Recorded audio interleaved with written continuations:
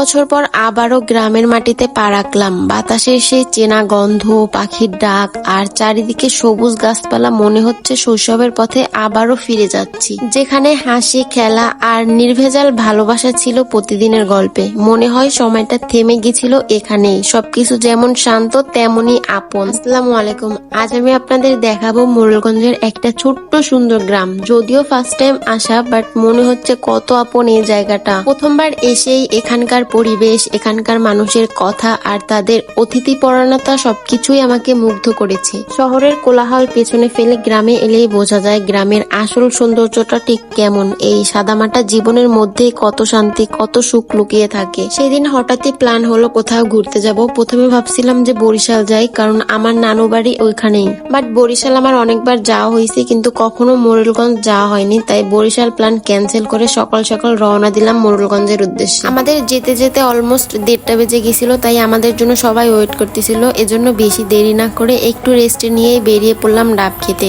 আর ডাব হচ্ছে গ্রামের গরমে একদম পারফেক্ট রিফ্রেশমেন্ট। এটা হচ্ছে রাজীব, মাশাল্লাহ অনেক কিউট। আমি যখন ওদের বাসায় গিয়েছিলাম তখন থেকে আমাদের বাসায় আসার দিন পর্যন্ত সে সবসময় আমার সঙ্গেই ছিল। যদিও আমি ওইখানে নতুন, বাট ও আমাকে একটুও বুঝতে দেয়নি। Miss you Rajiv. তুমি যদি আমার ভিডিওটা দেখে থাকো তাহলে অবশ্যই কমেন্ট করবা। প্রথমে যে নারকেল গাছে উঠছিল ওইটাই তেমন একটা কচি ডাব ছিল না, সবগুলোই প্রায় নারকেল হয়ে গেছে। তাই আবারও অন্য একটা গাছে উঠছে, কারণ এইটাই ডাবগুলো একদম ফ্রেশ আবার কচি। আমাদের দুজনের জন্য এই ফ্রেশ কচি ডাব দুইটা পাড়া হয়েছে।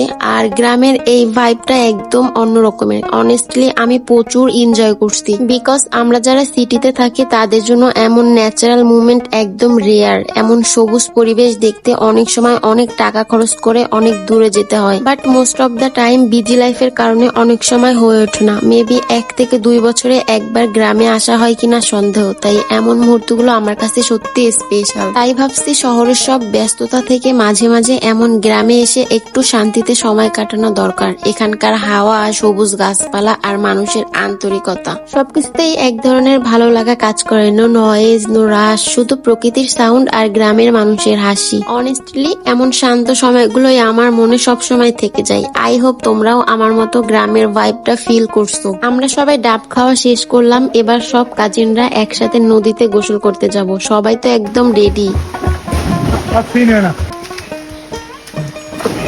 সবার এক্সাইটমেন্ট লেভেল 100%। আর আমি এসব দেখে তো আর অপেক্ষা করতে পারছি না। আমিও নেমে পড়লাম। প্রবলেম একটাই, আমি তো সাঁতার জানি না। সাঁতার শেখা আমার লিস্টে এখনো পেন্ডিং, তবে এনার্জি আর ফান একদম টপ লেভেলে ছিল। নদীর পানি একদম ঠান্ডা আর ফ্রেশ ছিল। আমরা প্রায় 30-40 মিনিট ধরে গোসল করছি। দেন দুপুরে খাওয়া দাওয়া শেষে পিঠা বানানোর জন্য চাল ভাঙা শুরু হলো। আমিও একটু হেল্প করলাম। এরপর আমরা সব কাজিনরা মিলে গ্রামের সব জায়গা ঘুরে দেখার জন্য বের হই, যার কিছু অংশ তোমরা ভিডিওর শুরুতেই দেখতে পাইছো। আফটারওয়ার্ডস আমরা সবাই বাড়ি ফিরে সন্ধ্যায় একসাথে মুভি দেখলাম আর আড্ডা দিলাম। দেন নেক্সট মর্নিং খুলনার জন্য ব্যাক করি। And that's it. সিরিয়াসলি এই 3 দিনের মোরেলগঞ্জের ট্রিপ আমার কাছে ছিল বেস্ট। বাই দ্য ওয়ে, কে কোন জেলা থেকে ভিডিওটা দেখছো কমেন্ট করে জানাবা। আজকের মতো এখানেই বিদায় নিচ্ছি। বাই বাই, টাটা, আল্লাহ হাফিজ।